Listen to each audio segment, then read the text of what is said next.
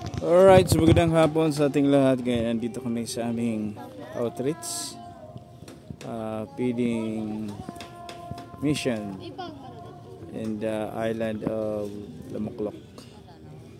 So yan ang mga kiddos. Nag-assignment sila. Meron silang mga aktibidades. Ayan. So ito ang kanilang teacher, si Teacher Laika. At yung kanyang assistant na si Queenie Sabrina. Panggulo yan. Ayan.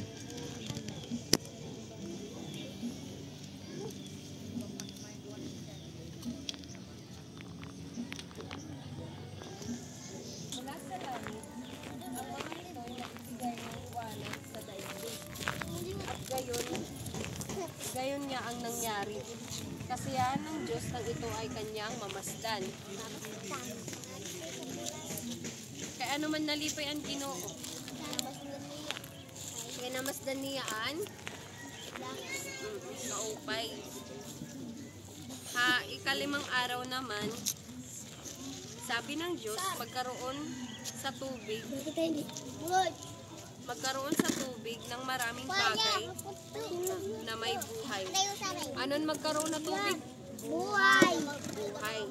At magkaroon din ng mga ibon sa halimpapawid. Ano man ang halimpapawid? Tubig. Awa. Tubig. Alaka. Ito naman. 1 Nasiya ng Diyos nang ito'y mamasdan. Tanan na kuan no, tanan na namasdan.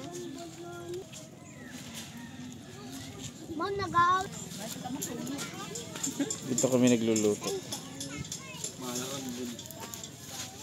Abri daw buyo kaya na. Tumilog. Puot.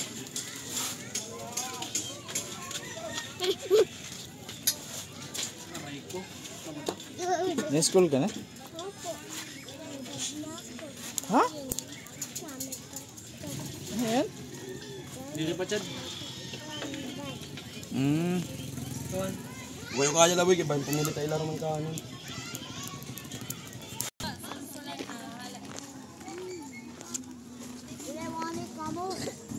Adi nakita ka, 6 to 7. Ang punong kahoy ay napakaganda sa paningin ng babae at sa palagay niya ay masarap daw ang bungang ito. Anong bungan kahoy? Apple. Oo, amana ito na apple. Naisip din niya, kahanga-hanga ang maging marunong kaya't pumitas siya ng bunga at kinain nito. Ano naging pitasan siya na ito?